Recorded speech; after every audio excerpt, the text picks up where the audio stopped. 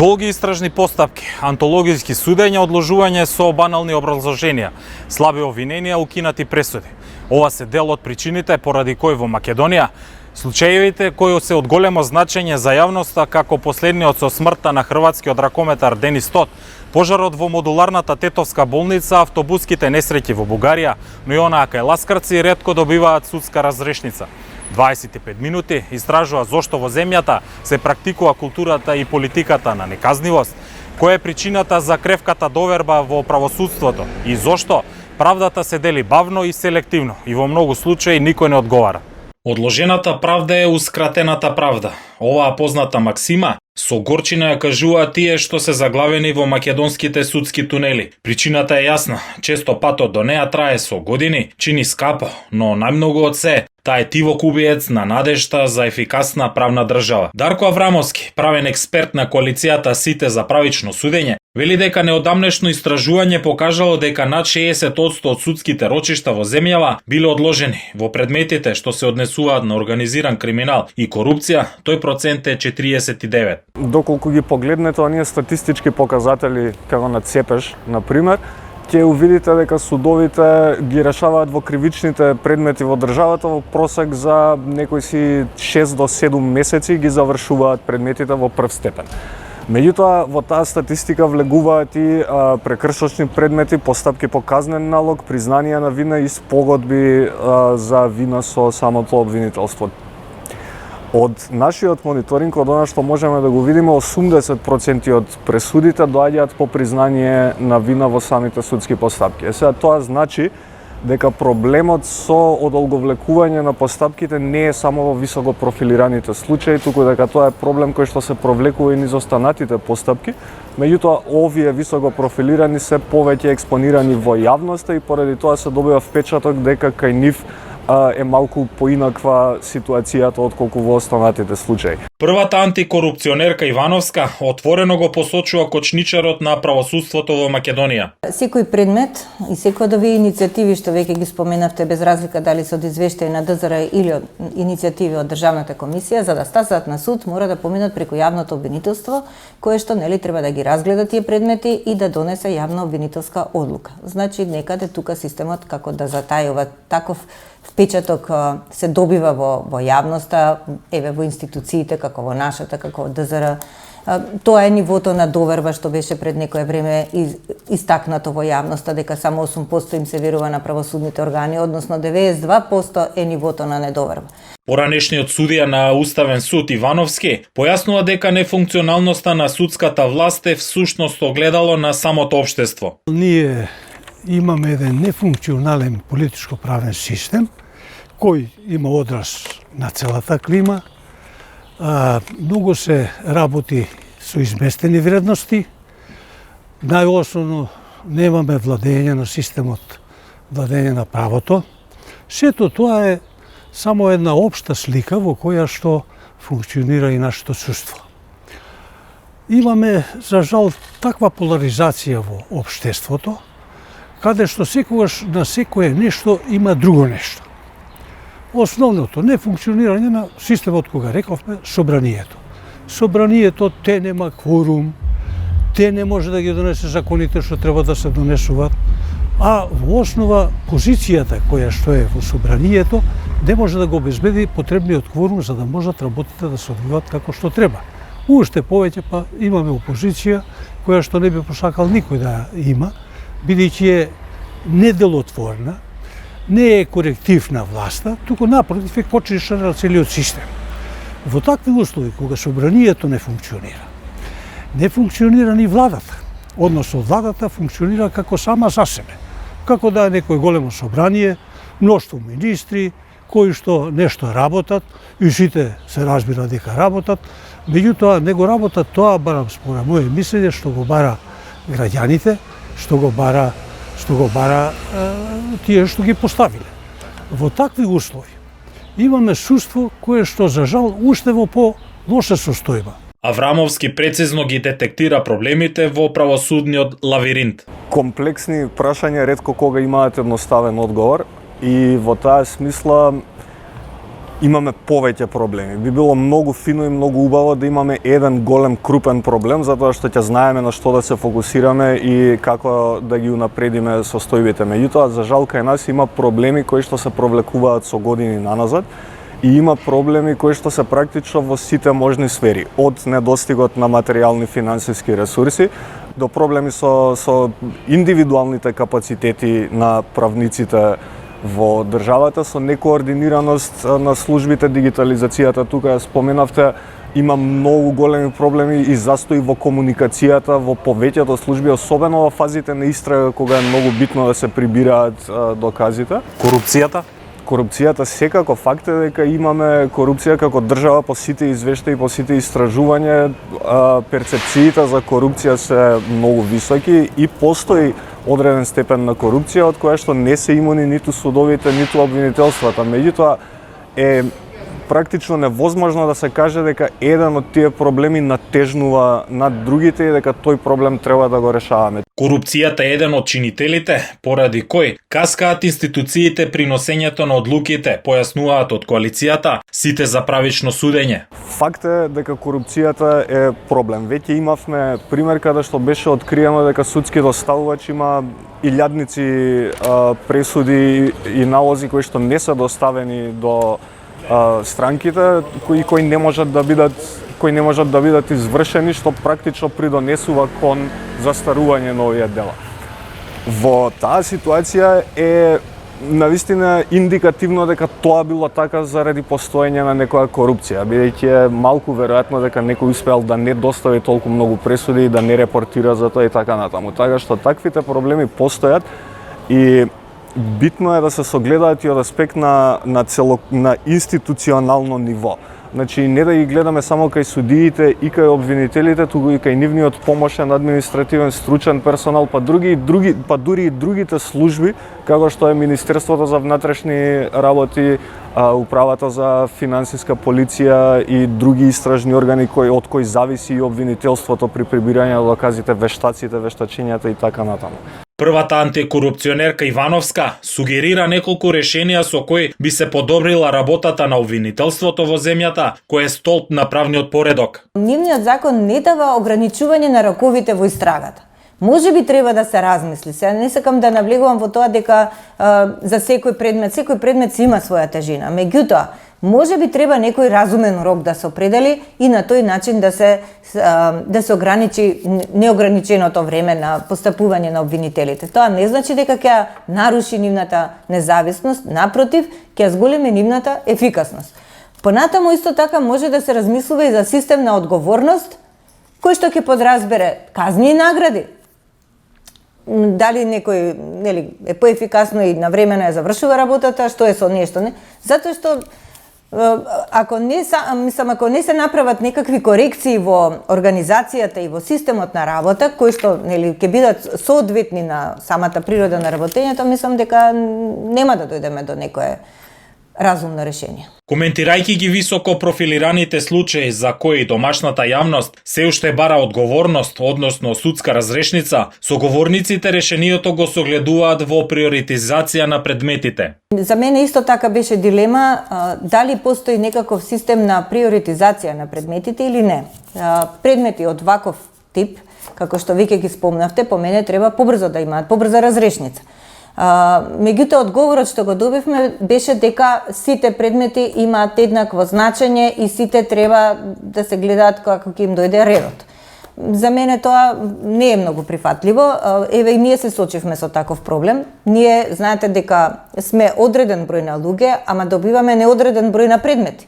И ние моравме да се справиме со таа ситуација на тој начин што си направивме упатство со објективни критериуми за приоритизација на предметите. Дали предметот се однесува за некој висок функционер или се однесува за остварување на какви лични права.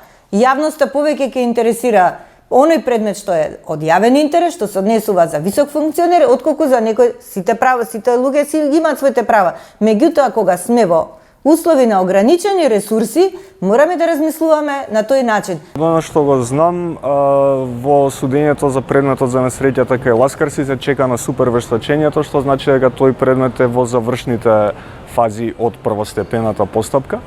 Додека другите предмети се уште во фаза на истрага и од таму имаме многу малку информации во однос на тоа со кои проблеми се соочуваат обвинителите и зошто се уште немаме некакво придвижување во тој аспект. Со други зборови, треба да почека македонската јавност да има било каква судска разврска на овие предмети. Факт е дека повеќето предмети што не завршуваат по признание на вина на првото рочиште од расправата, ретко кога завршуваат во текот на истата година кога се започнати. 60% од наблюдуваните рочишта се одложени. Тоа значи дека веројатноста да влезете во суд и да се одложи судењето кое што сакате да го гледате е поголема отколку тоа да биде одржано. Ваквото развлекување на високо профилираните судски предмети во државата ја нарушува и онака кревката доверба во правосудството во земјава. Отсуството на одговорности и примената на политиките на неказнивост, заедно со корупцијата и партизацијата на институциите, го прават македонскиот правосуден пейсаж да биде уште подалеку од очите на правната држава и законите кои ќе важат за сите подеднакво.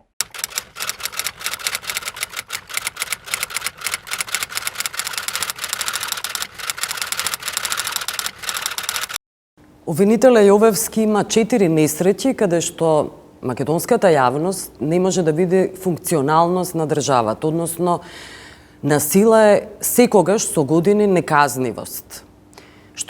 За што се работи? Случајот несреќата кај Ласкарци, потоа несреќата со Тетовската болница, потоа македонскиот автобус во Бугарија и четвртото несреќата со хрватскиот ракометар, односно убиство на хрватскиот ракометар Денис Тот. Да почнеме од последниот случај, за тоа што е најсвеж, но никакви резултати не можеме да видиме. Дури ни од обдукцијата. Колку време помина, знаете и сам. Не би се согласил дека одговорноста во овие неколку случаи не функционира. Ако веќе се задржуваме на последниот случај, јавноста знае дека обвинителството против 3 лица определи притвор. Секциониот протокол, односно обдукцијата е пристигната во обвинителството, но Институтот за судска медицина се уште врши определени истражувања по барање на обвинителството. Колку треба тоа да трае? Отворена истрага, обвинителството мора да ги утврди сите релевантни факти во текот на истрагата за да може да донесе соодветна јавно обвинителска одлука. Така, но колку нив им треба за вас да потоа да ви ги донесат тие документи, докази, наоди?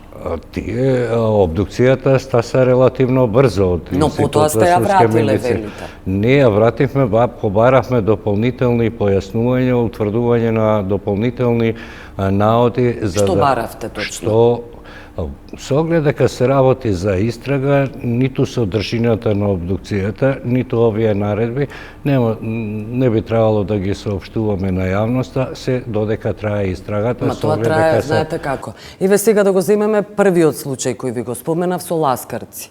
Колку време помина од 2019 беше тој случај, така?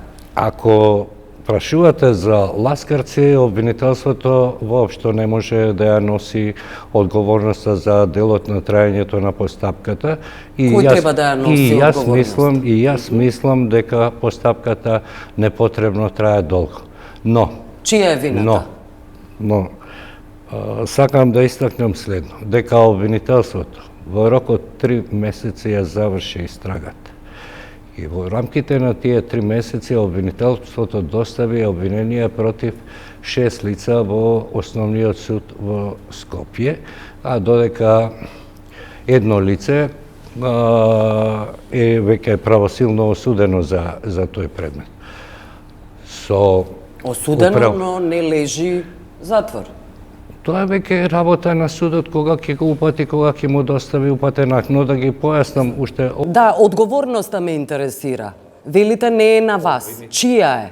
Во досегашниот тек на одржаните рочиста. Ниту едно рочисте нема одложено поради неприсуство на јавен обвинител или побарање на јавен обвинител. Не, во кого ја гледате вината, ве прашав? Кога ќе влезе предметот во судска постапка, раководењето со главните рочиста е исклучиво во надлежност на кривичниот совет кој постапува по тој предмет. Во нив ли ја лоцирате вината, што толку многу се одолговлекува? Во конкретниот случај, предметот е во фаза на изведување на докази на одбраната, судот прифатил да се определи дополнително супер вештачење во делот на сообраќајната незгода. Знам дека тоа вештачење е доверено на Бирото за судски вештачења, но искрено да ви кажам докаде е постапката таму, јас не знам, ниту треба да знам. А зошто не треба да знаете? Па затоа што тоа е работа на судот. Судот го бара тоа вештачење и судот но докаде се предметите за кои обвинителството покренало некакви акти, би требало да се сигурно тоа знае. обвинителот кој постапува по предметот, повторно ќе нагласам дека никогаш тој бил секогаш подготвен да учествува пред судот. Никогаш не побарал ниту одлагање поради негови причини. Да, тоа го кажавте. Ајде да се задржиме околу кој беше потоа Тетовската болница. Кабелот беше виновен и никој не одговараше. Мислам, не може да се каже така дека Кабелот е виновен и дека никој не одговара. Познато е на јавноста дека обвинителството води постапка за овој случај. Мора да сватите дека се работи за огромна, голема трагедија, за изгубени многу животи на наши граѓани, дека обвинителството презема многу действија само, например, сослушани се преку повеќе од 40 Не, во ред, лица, но предолго трае, сакам да кажам. Ако веќе ме прашувате, еве да ги кажем дека основното јавно обвинителство во Тетова е пред донесување на соодветно јавно обвинителска одлука и денови ќе биде поднесено обвинение. Според тоа, Против да не кого? ги образ. Знаете? Би го повредил принципот Не, но на знаете, презумпција на претпоставувам. невинот. Знам и обвинителите веќе Значи, знаат има каде лоцирано виновник. ја лоцираат одговорност. Значи- Но повторно нагласувам дека станува за сложен предмет. Ако ги гледате действијата, ќе видите дека ние по меѓународна правна помош побаравме и експертиза од Германија, германските вештаци. Потоа дел од овие действија ги презема самото јавно обвинителство, дел од тие действија ги презема обвинителството, но преку други органи. И во тој дел не би се согласил дека навистина постапките траат долго, ако се има предвид сложеноста на предметот, ако се има предвид секој действија треба за да може да се утврдат сите околности до кои е дојдено избивање на пожарот. Бугарскиот случај, че македонскиот автобус кој патуваше во Бугарија. И тој случај повторно е заглавен. Случајот со бракањата несреќа во Бугарија исклучиво е надлежност на бугарските надлежни органи, односно на бугарското обвинителство. Сметате ли дека предолго трае? Мислам дека не трае предолго со оглед на тоа што исто така нагласувам дека станува за специфичен случај и таму од тоа што го знам, тој предмет се уште не е затворен. Ова обвинителство постапува се уште по определени замолници на обвинителството на Република Бугарија и таму одговорноста, доколку има определена одговорност, лоцирана е во делот на возачот кој го управувал автобусот. За жал, во незгодата и тој почина, се и според тоа постапката во тој дел се спрема него се запира. Но што се однесува до фирмата за која работел, Бејса Транс, ова обвинителство, Бејса Турс, ова обвинителство отвори постапка и ја води таа постапка во делот на постапувањето на фирмата, во делот на регистрацијата на автобусот, на пуштањето на автобусот. Таа е во предистрага, мислам дека се прибрани, не мислам, него прибрани се обемен број на докази за кој е неопходна анализа. Дел од докази се уште се прибираат и се чекаат одредени експертизи на надлежни служби, но секако дека и овој предмет е при крај на донесување на соодветна одлука, доколку се утврди определена кривична одговорност, доколку се утврди друга одговорност, натаму ќе преземат надлежноста други институции. Што велите за истражувањето дека само 8% веруваат во судството? Се разбира дека Дали е тоа разочарувачки за вас? Се разбира дека тој податок е разочарувачки не само за мене, туку и за купните состојби во правосудството и сите ние, и јавните обвинители, и судиите треба да работиме на зголемување на оваа доверба, со оглед дека ние трошиме пари од граѓаните. Второ, нас ни треба ефикасен правен систем, ни треба владење на правото, ни треба еднаквост на граѓаните И пред законот. некоруптивност. Се согласувам дека треба и некоруптивност, не само во рамките на правосудството, туку и во рамките на другите државни институции. Верите дека тоа е некаква спрега практично?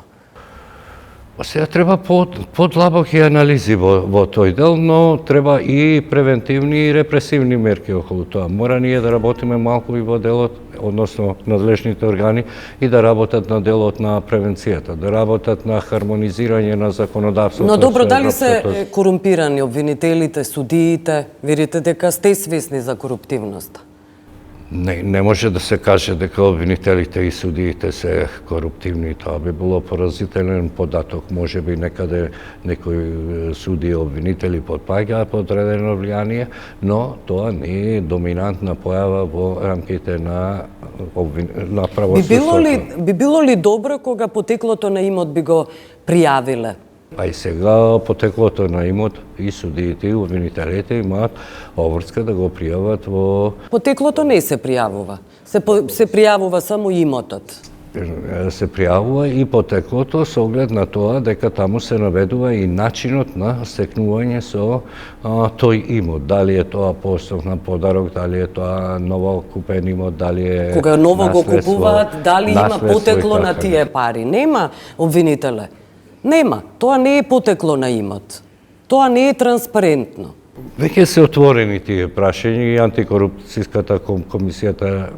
Но треба да помине нов закон во парламентот на кој ќе се инсистира согласувам дека на треба, се согласувам потекло. дека треба попрецизно да се уредат овие одредби, многу почисто да се дефинира во тој дел кој има и каква обврска да пријавува имот и потекло на имот. Вие имате ли сомнежи за некои суди и обвинители?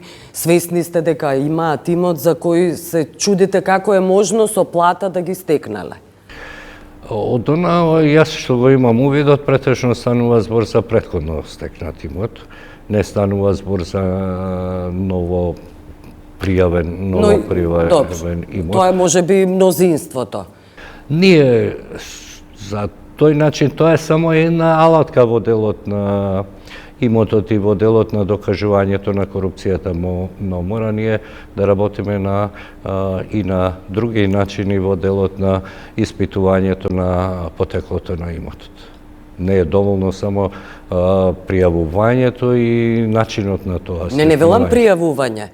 Значи, вистинска истрага што се однесува до потекло на имот, на тоа мислам. Се согласувам дека треба такви законски одредби и тој дел да профункционира. И второ, веќе беше тоа нагласено неколку пати во делот на одговорноста на јавните обвинители и делот на судиите, дека ќе се врз основа на досегашните механизми ќе се утврдува нивната и непристрасност, извршување на работите и дали евентуално во определени действија има или злоупотреба на интересите, или има конфликт на интереси, а во исто време и дали има, како што зборите вие, нелегално стекнат имот. Освен корумпираноста и партизираноста, знаете дека клучните критики на меѓународната заедница и институциите се всушност корупција и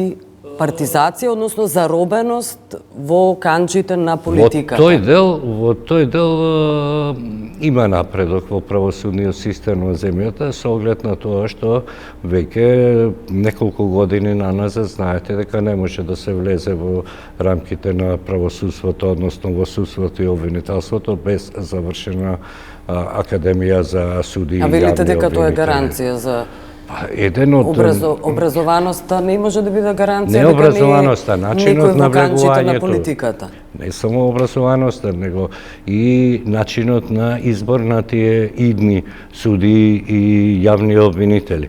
Дека сега политиката не може да избере обвинител или судија надвор од кандидати кои што не завршиле обука во Академијата Судскиот за совет суди е и тој јавни што ги бира обвинители. конечно. Судскиот и јавно советот на Добре, јавните и обвинители обвинителите кои станува станува збор за обвинители. за нив.